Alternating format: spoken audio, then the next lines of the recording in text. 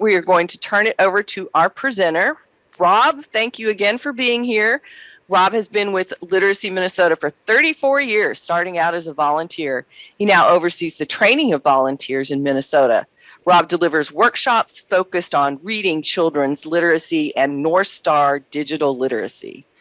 So, Rob, feel free to take it away. All right, thank you. Good afternoon, everybody. As Beth said, my name is Rob Polasic, and I am the training director for Literacy Minnesota. Literacy Minnesota is a statewide nonprofit organization that supports literacy efforts in a wide variety of ways.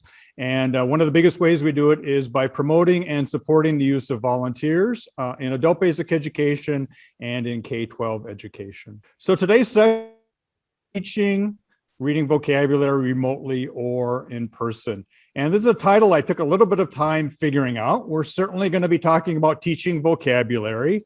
And we'll be talking about doing it in person. These are all strategies that we all did a year and a half ago when everything was in person. And these are also strategies that transfer very well over to working remotely. The tricky part was what type of vocabulary to talk about. And today we really are going to focus on reading vocabulary as opposed to conversation vocabulary. My name is vocabulary, arm, leg, Apple vocabulary. We'll talk about that reading vocabulary, sometimes called the academic vocabulary, power vocabulary, the vocabulary that people tend to run into when they're reading at an intermediate level or higher. That said, if you are working with lower level second language students, don't bail on me, hang in. A lot of the activities that we talk about will be very transferable to that level of student, but the focus today will be on reading vocabulary. For those of you like an agenda, this is what we'll be talking about. We'll do a little bit of background on vocabulary, sort of what, why, and how. We'll talk about how to choose vocabulary words. And then we'll spend the bulk of our time talking about teaching strategies, and we'll look at strategies for teaching on the fly, ways of helping students figure out what words mean based on, and then how to explicitly teach vocabulary when it's your job to teach this week's 2 vocabulary words or this week's 5 vocabulary. And then we'll spend a big chunk of time looking at a variety of review and practice activities that you can use with learners. I want this to be as interactive as possible, so I am going to ask you to participate. As Beth said, there'll be a breakout room about 20 minutes in. You'll need for the activities today a piece of paper, a couple pieces of scratch paper, and something to write with. And speaking of interactive, we're going to start out with a warm-up. And warm-up is pronounced warm-up. Warm-up is a noun. And definition: an activity done teacher that when announced causes great anxiety, and I can feel the tension through the camera. And I'll use it in a sentence here. I just wanted to sit and listen, but Rob is making warm up. But we'll start out with a nice gentle warm up, and this is one you can do with your learner, simply to share your favorite vocabulary words. So in the chat box, I would like you to share your favorite safe vocabulary word. And I'll share mine. Shenanigans. Okay. So go ahead and share out your favorite safe for webinar vocabulary word. Words you like to hear, words you like to say, words you like the meaning of. What else we got? I'll give you a couple. Serendipity. Word. Indubitably. Amazing. Great for many reasons. Intentionality. Definitely. Contemplate, quasi, unequivocally, that's a fun word. I'll often start lessons by having students share what's their famous vocabulary word from the week, or a cool word they heard during the week, or something like that. And most of the time, I just put them on the board and we don't do anything more with that. But sometimes I will choose to incorporate them into a vocabulary lesson. So it's up to you, but fun to talk about vocabulary. So just a little background information about teaching vocabulary, learning vocabulary, and then we'll move on to strategies. Now let's talk about when learning to read or when teaching somebody to read. We always focus on the 4 components of reading. Unless you're in K-12, then you focus on the 5 components of reading: alphabetics, being able to sound out the words, vocabulary, knowing what the words mean, fluency, reading the words quickly and easily, and then comprehension, understanding what you've read. And today we'll focus on vocabulary. So looking at the research base, research looking at what's important for teaching reading, especially intermediate level readers. And the question is, should you teach reading vocabulary? And the research comes back very strongly, yes. And it's always exciting when research agrees with itself, unlike phonics, where it doesn't. With vocabulary, the research definitely says you should work on vocabulary. Research shows a connection between vocabulary and comprehension. And I'm kind of amused that somebody got paid to come up with that, because I think anybody recognizes that there's a connection between knowing what words mean and ultimately comprehending what you're reading. So since the ultimate goal of reading is comprehension, building a strong vocabulary is a good step towards that goal. Another piece is assessment data shows the universal need for intermediate readers to learn vocabulary. In Minnesota, we used to do diagnostic reading assessments for each of the 4 components, looking to see if learners needed to work on alphabetics or on vocabulary or on fluency or on comprehension. And we stopped doing that because 99% of the time, the research showed, the assessment showed that learners did indeed have a need to work on that reading vocabulary. So we just stopped doing assessment and said, yeah, work on vocabulary. And then the last piece is students like vocabulary.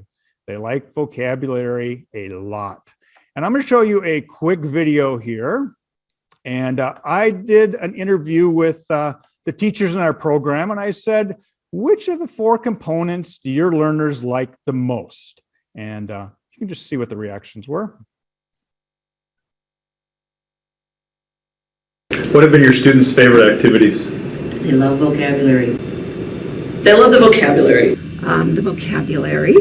Oh, vocabulary, I think probably ranks the highest. They love the vocabulary. There's no doubt about that. They love the vocabulary. They love talking about words. Not sure if you saw a pattern there in the responses, but trust me, I did not cut out they love working on phonics or they love working on comprehension, because all of the teachers said they loved working on vocabulary. And that makes a lot of sense, because vocabulary instruction is a lot of fun and it's also very rewarding. That said, I want to caution you, and a good of mine credits me with this quote. Vocabulary is like chocolate. It is good, but in moderation, and isn't the only thing you should eat. And although I agree with the sentiment, I'm not quite sure the details are mine, because I am not big proponent of moderation in most things, certainly not vocabulary. So I'll give you a quote that I guarantee that I said, and that is, beware of the seductive power of vocabulary instruction. It is really easy when you're doing a phonics activity to suddenly turn it into a vocabulary activity, or when you're working on fluency to suddenly turn it into a vocabulary activity, or when the goal is comprehension, you turn it into a vocabulary activity. So really keep the learning target in mind, focus on vocabulary when the goal is vocabulary, and de-emphasize it when it's not. And I'll give you an example. I was helping out in a GED classroom. A student called me over and said, what does Tsarist Russia mean? And I looked at the passage, and the passage was something like, find the main idea in the reading. And so I said, you know what Russia is? And she said, yeah, it's a country. I'm like, good enough. Okay. The reading target wasn't learn about Tsarist Russia. The learning target was find the main idea. And so I didn't really need to dig any deeper. So again, recognize that vocabulary is fun, but it's only one of the 4 food groups that you should be having as part of your lesson. So a little bit more background information. We talk about the vocabulary in terms of quantity and quality, okay, or breadth and depth. So breadth, we're talking about the number of words and the kind of words that readers know. And research shows that for most people, okay, especially intermediate readers, we have sort of a limited vocabulary, because the less you read, the narrower your vocabulary is, and so the less you read, kind of a double-edged sword there. So what we find is intermediate level readers have less exposure to words in print. They know a lot of words about the things they know about, but they don't have that breadth. And then the other is depth, and that is recognizing the multiple meanings of words, the multiple forms of words, and so forth. And so often learners will know one meaning of a word, but they don't recognize that there are multiple meanings, and so they don't process it accordingly. A couple weeks ago, I was working with a learner, and we came across the term hybrid learning. And he was very much convinced that it was about cars, because that's the meaning that he had of hybrid. And so it took a little bit of work to shift his anchor from understanding that hybrid was related to cars, that hybrid meant something else. So I'm gonna do a little quiz here. I'll have you type out your answers in the chat box. Okay. And why don't you send me a private chat so everyone just can't copy your answer. But here we go. How many new vocabularies should you teach per week? Okay. So I say, how many new vocabulary words should you teach per week? Go ahead and type out your answer. And I'll actually make it multiple choice, A, B, C, D, or E.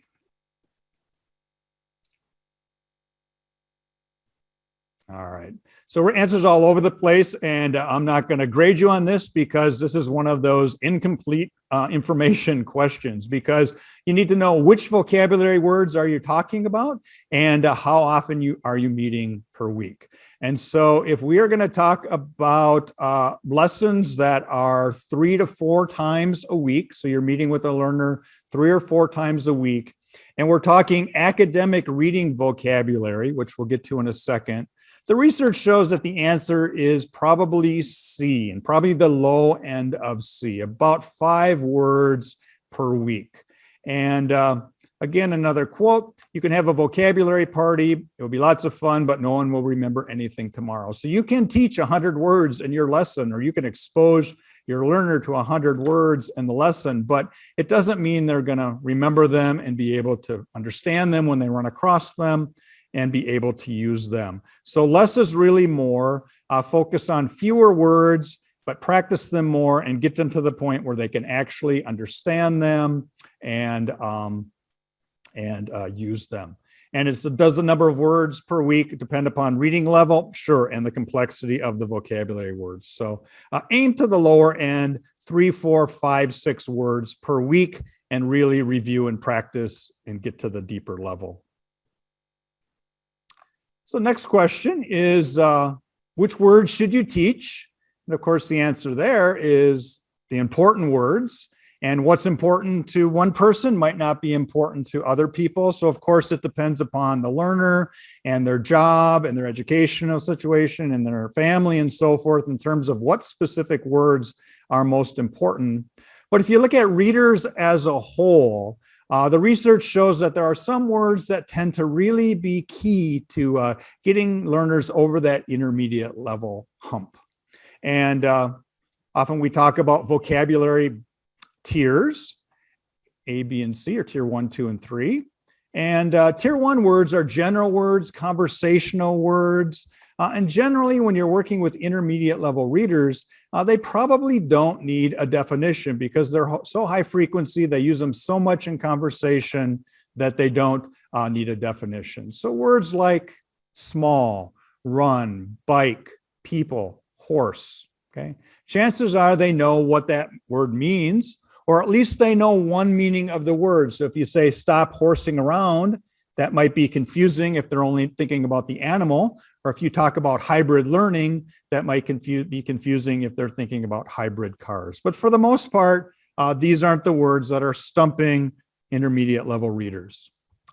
The second level of words, second tier words, are specialized words, the reading vocabulary, the academic vocabulary, the power vocabulary.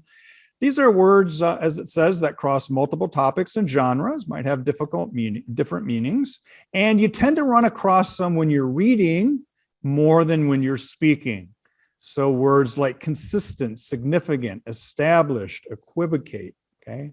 Words that typically we're not using in conversation, but we do tend to run across them in reading, especially more academic reading, and we tend to use them in power situations where we want to show somebody how smart we are. So if I say, what are you doing after the webinar today? You're probably going to say, oh, I got a lot of housework to do. But if I say, why should I hire you for this job? You're probably going to say, because I have a significant amount of experience. Okay. And then the tier 3 words are the technical vocabulary, the content specific vocabulary, words like photosynthesis, calcium, peninsula, magma, Thane. Words you're going to run across in a history book, but not in a science book, or in a science book, but not in a history book. So very specific to the context that the learner or the reader is reading. Okay. So what does research say? Research says that we should focus on those tier 2 vocabulary words because they're often words that readers aren't familiar with, and they're going to run across them in so many different contexts that you really get a good bang for your buck to focus on those. If you are helping in a homework help where the student is in a science class, then of course the science vocabulary is going to be important. And if you're helping out in a pre-nursing class, then of course the pre-nursing vocabulary is going to be important. But if you're in a GED class, really Zarathustra isn't the key word. The key words are the ones that occur in the directions, or the keywords are the ones that occur around Zarathustra. So really encourage you to focus on those tier 2 vocabulary words. The challenge is that they're harder to teach than tier 3 vocabulary words. It's easy to draw a peninsula. It's hard to draw a significant. And so tier 2 words are kind of tough to teach. But we're going to move on to teaching strategies.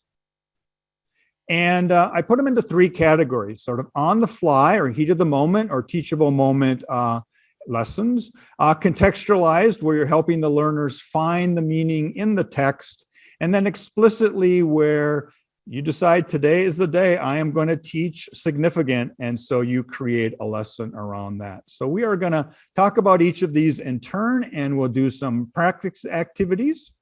And we're going to start out with on-the-fly activities, those teachable moments. I guarantee all of us have done it, right? You're working through a lesson, you're focused on the long E sound, you're focused on finding the main idea, and the learner looks at you and says, what does blank mean? And then you, in the heat of the moment, often with other people, have to come up with a good definition of that word. It's kind of like a game show. And so we're going to play a rollicking game of what does blank mean. So this will be our first interactive activity. So I'm going to put a list of tier 2 vocabulary words on the screen.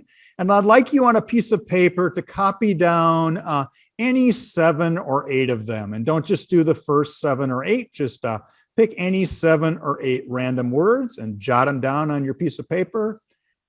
Yeah, I think this is one of those things that it's a lot harder to do than it seems like it's going to be. Here's a word that I know, here's a word that I used, but that's a lot different than being able to define it for somebody. And here you were defining it for other people who knew what the word meant, and it was difficult. It's doubly difficult, triply difficult when working with people who don't know what the word means. So my first suggestion is first think, then speak, because your learner's not going to unlearn your really bad first definition to relearn your better second definition. So if you're like me and have the ramble until something good comes out teaching style, sort of resist that and say, let me think about it before you give them a definition.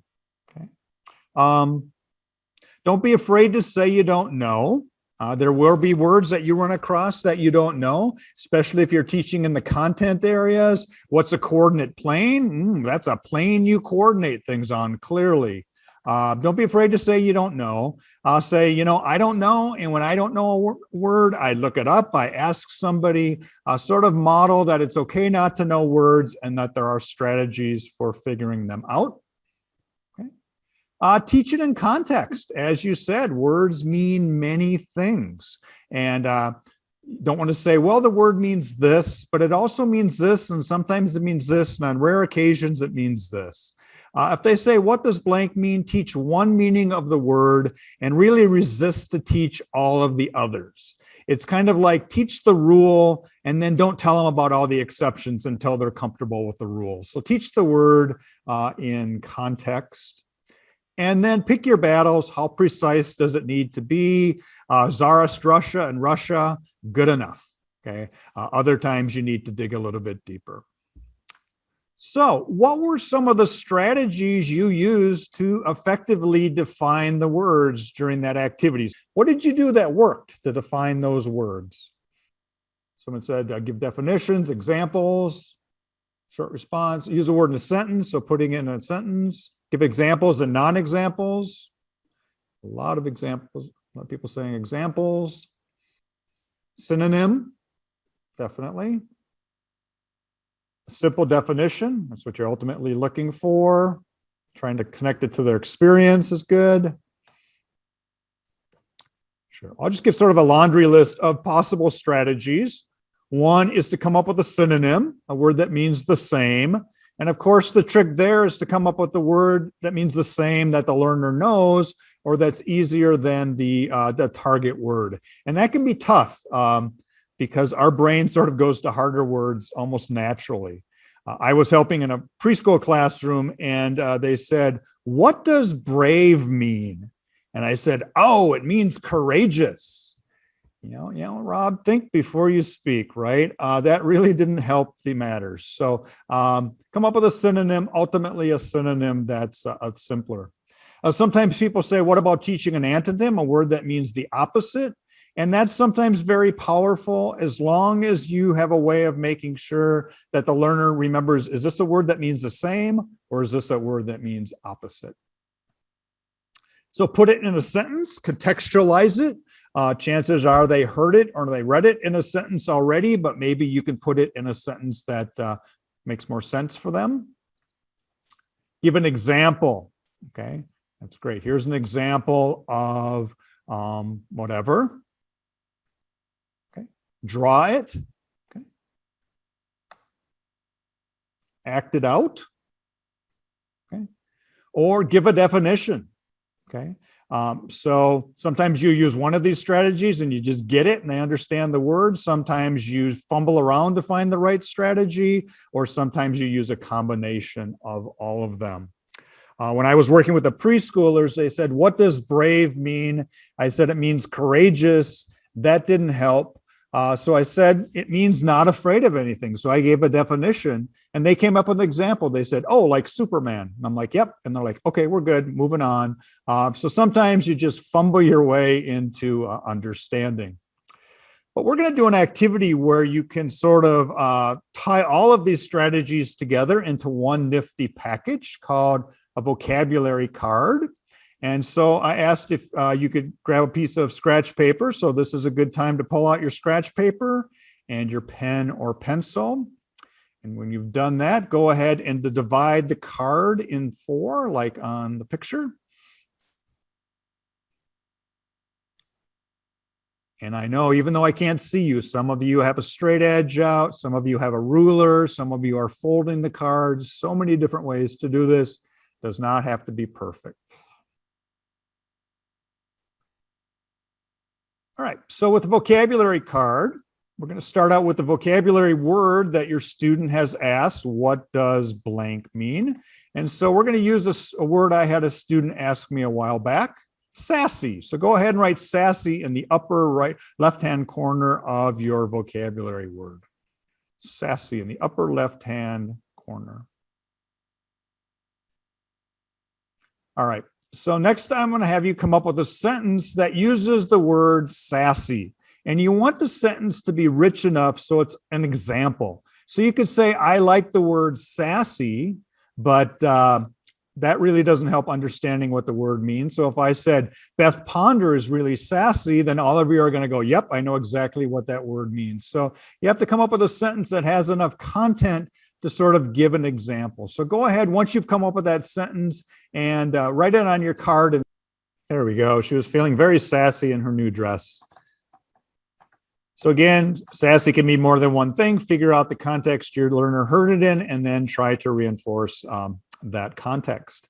Next thing I'll have you do in the bottom right-hand corner is write a synonym for sassy, or so a word that means the same as sassy.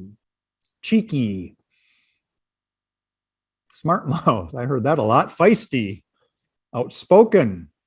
Bold. Arrogant. Rude, lively, fresh, bold. Saucy. All right, good. Next thing I'll have you do is flip over your card, and I would like you to draw a picture of sassy. I would like you to draw a picture of sassy. When I work with kids, this is their favorite part of the activity. When I work with adults, it's like, we hate you. Your best drawing of sassy. All right, thanks for doing that. And I'm gonna do, you can do this at home for the benefit of the cat or anyone else who's in the room with you. I would like you to act out sassy. So act out sassy. I'm just trusting that you're doing it for me. And I'm guessing some of you are really good at it. All right. And the last thing is in the upper right-hand corner of your card, go ahead and write a definition of sassy. So a simple definition of sassy. Full of self, stubborn but playful attitude. So covering both sides there. Self-important. Not following directions or so on. Full of spirit. Now you can see why knowing the specific context is really important in order to give a good definition. All right. So you got a vocabulary word, you have a definition, you have a word in a sentence, you have a synonym, you have a high quality photo or a drawing, you have acted it out. One of those things will probably stick. You want to do this with every word? Please know. Remember, pick your vocabulary battles. Sometimes you say it means Russia. Other times you take the time to really help the student understand what the word means. All right, we're going to move on to the second strategy for teaching vocabulary, which is contextualized instruction. And that is helping learners figure out the clues that the author has given them to understand what the word means. And very often, the author will anticipate the fact that we might not know what the word means, and so they will embed a definition somewhere in the sentence or the paragraph or on the page, and they do it a wide variety of ways. Okay. Again, there might be a picture. They might bold the definition. They might use appositives, which are set off by commas, put things in parentheses, embed it in the text. Again, it could be before, after. They could use a dash. Okay. Signal words are great to help the learners identify, which is, such as, called, and so forth. This happens a lot in intermediate level texts and in academic texts. And I'll give you some examples here on the screen. Vampire bats are a type of bat that feeds on the blood of other animals. Well, I don't know what a vampire bat is. Well, it's a type of bat that feeds on the blood of other animals. So again, the author has been very explicit about what the word means, giving you the context. And so a great activity is to have the students underline or highlight where they found the meaning. So they're a type of bat that feeds on the blood of other animals. And then go ahead and underline in each sentence where the author explains the meaning of the word.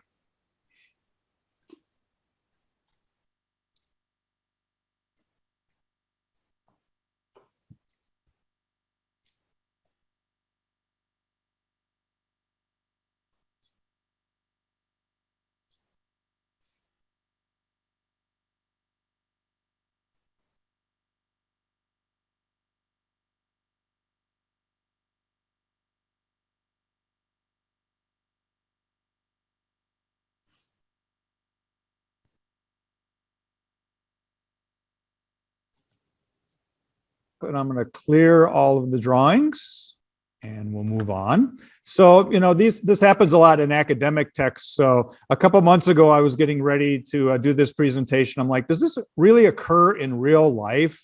Or is it just something that happens in intermediate level textbooks? So I dug around on the internet, just started searching what the news was for that day. And this was the topic of a lot of the news articles. Okay. And it has that word emoluments, which is definitely a tier 3 word that I'm not familiar with. So I was really curious to see if the authors of the newspaper articles define the words for me contextually. And so, just looking at some examples. Okay. And if I get a couple of people just to turn on their annotation and go ahead and underline where in those sentences it tells you what emoluments means.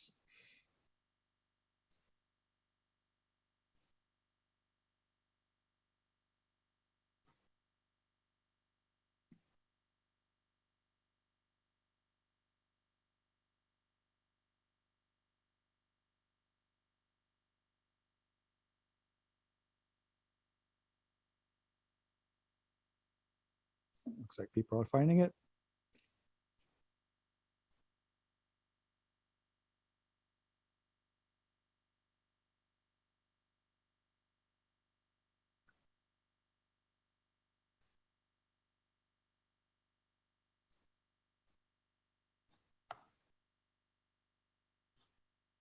All right, I'll ask you to stop annotating. So next time you're reading something, look to see if the author is helping you understand what that unfamiliar vocabulary means. I'm just always amused. I just notice it all the time because I'm thinking there. All right, the next strategy we'll talk about is explicitly teaching vocabulary. When you decide that your learning target is going to be, I'm going to teach these 5 words, not necessarily words that students said, what does this word mean? Or words that you ran across while reading, but you've just decided, or the textbook you're using or the curriculum you're using has decided that these are the 5 words that you're supposed to teach. And so we'll talk about strategies for doing that.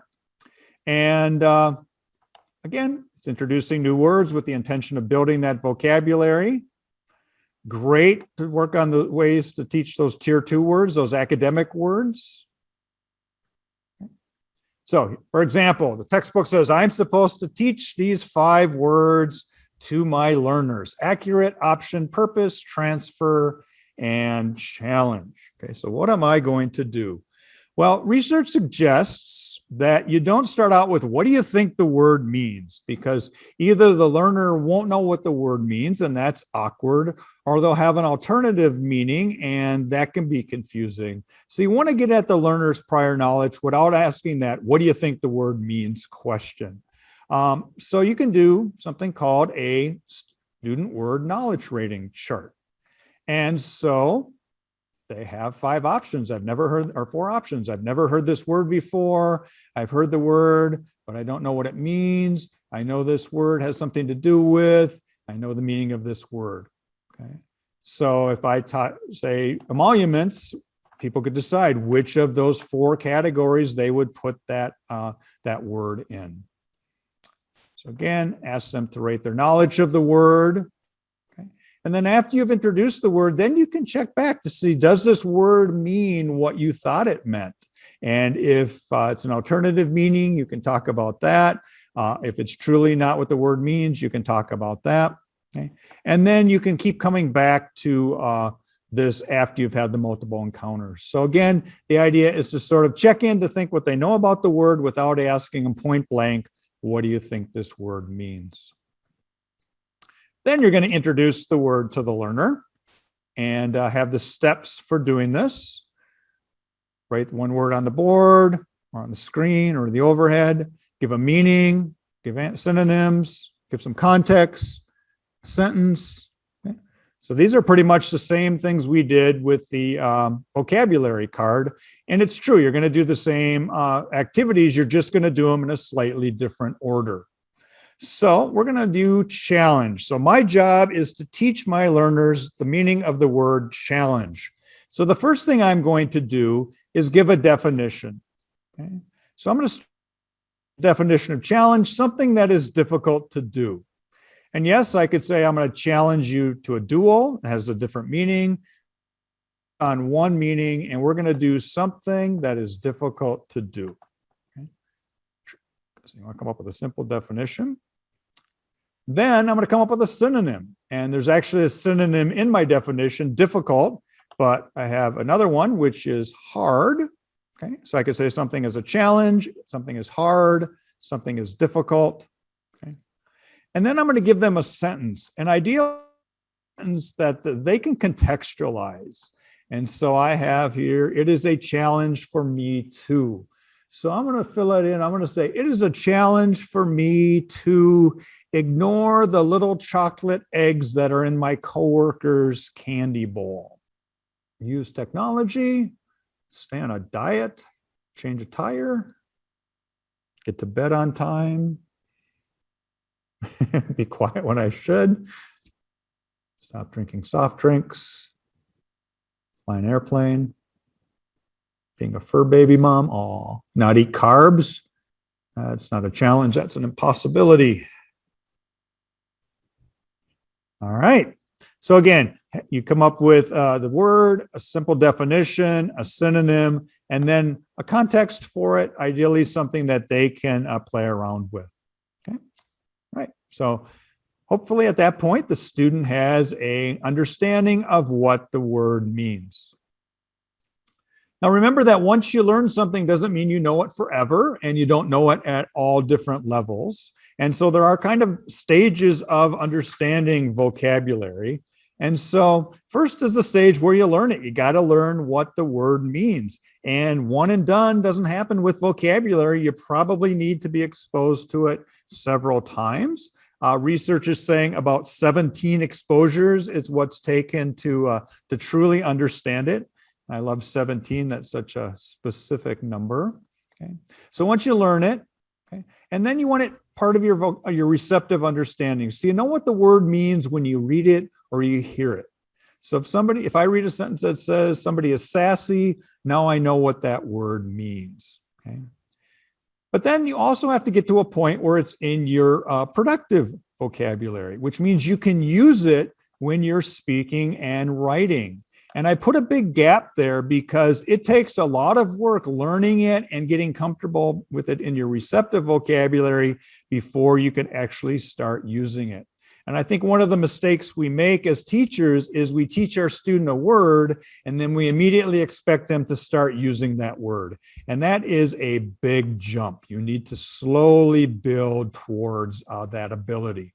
And so we're going to look at a variety of activities that you can do to, once you've exposed your learner to the word, you can get them to the point where they can use it. And just my aha moment here is you need lots of opportunities to hear the word and read the word before you can just start using it yourself. So we're going to look at a variety of activities, practice them as well. And then I'm going to give you a nice resource that you can use to integrate these activities into your lessons. So again, we've exposed the student to the word. We've taught them what they mean. Now we want to practice them so that they truly understand them. So we're going to start out with a matching activity. And this one's pretty straightforward, right? You take the vocabulary words and you take the short definition and they match the two. So they don't have to use it in a sentence. They don't have to tell you out loud what it means. They can just match the meaning of the word with the definition. So the word with the definition. So in person, you do it as a worksheet here. They can fill it in. You can do flashcards and they can put them in the right space. You could do matching. So I could turn on annotation again and you could make the lines between the two. We can do it this way.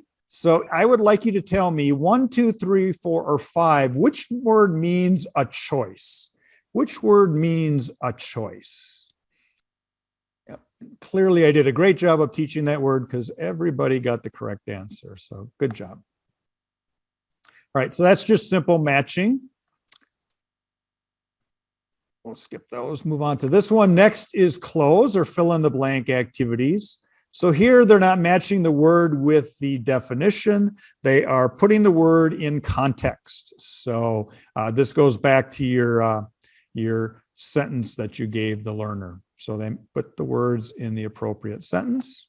Okay, pretty straightforward. Next, we'll do sentence completion. So now we have the student doing some writing. And your first reaction might be, well, whoa, now they're already starting to use the word when they write or when they answer. And that's not the case. What they're doing, if you notice, is they're responding to the vocabulary word in the prompt. So we're not expecting them to use the word correctly. We're still expecting them to understand it when they read it or hear it, and write the answer, write the end of the sentence. So go ahead and pick any one of those sentences and then complete the sentence.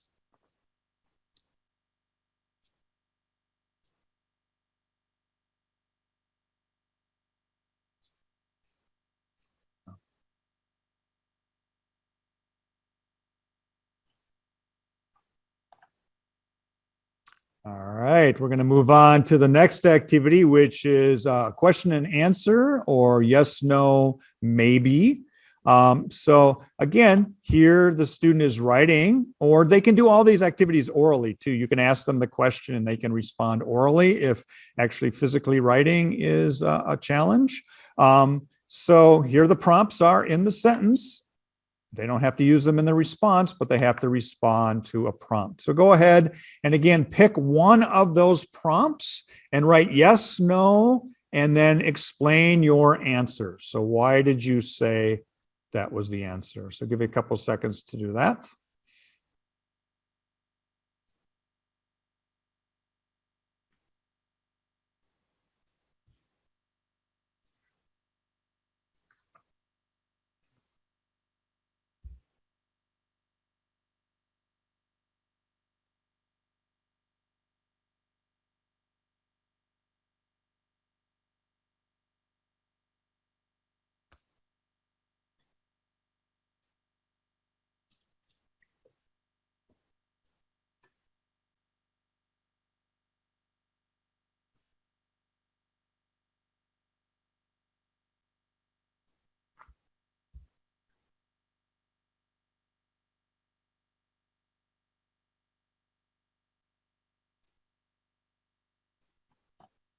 The next activity we're going to do, writing prompts. Okay, so again, the students are writing, but they are responding to a prompt. So they're not expected to do use the word in their response, but they're responding to the word in the prompt.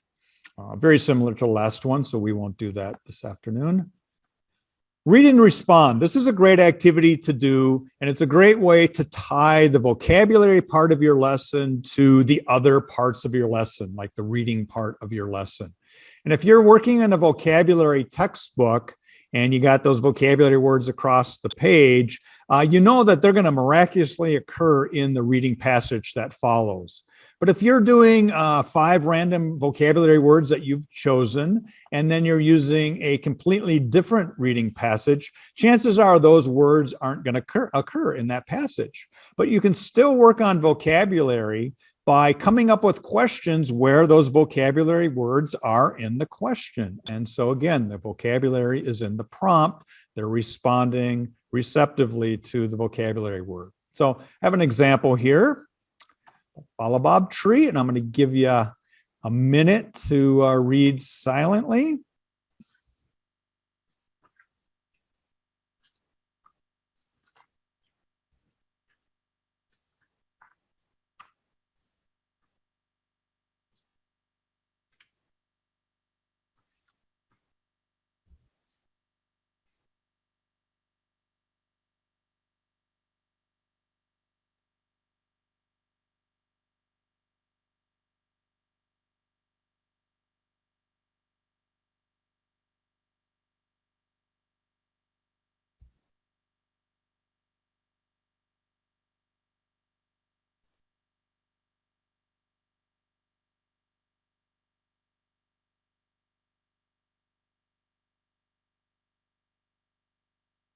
And the question is, what are 2 purposes of the baobab tree. So go ahead. What are two purposes of the baobab tree?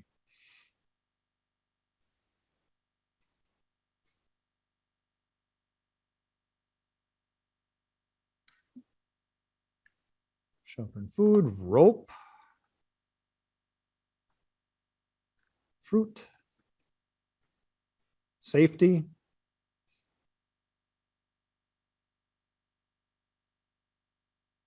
protection, food for elephants, protection from elements.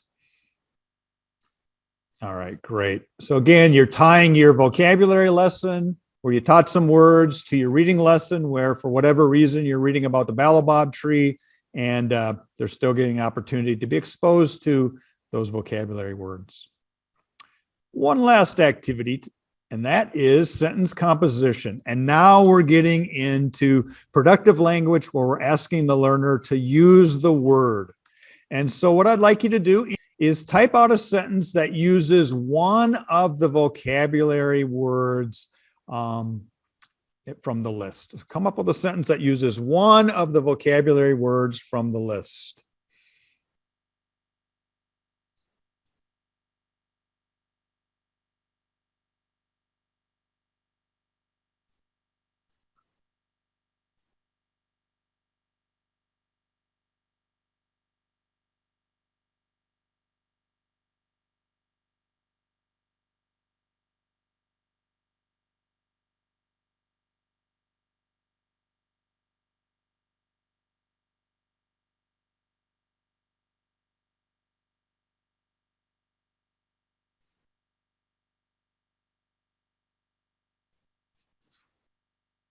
How accurate was today's weather forecast? All right, and if you've done a sentence with one of the words, see if you can come up with a sentence that uses two of the words. So get a little trickier here, a sentence that uses two of the words.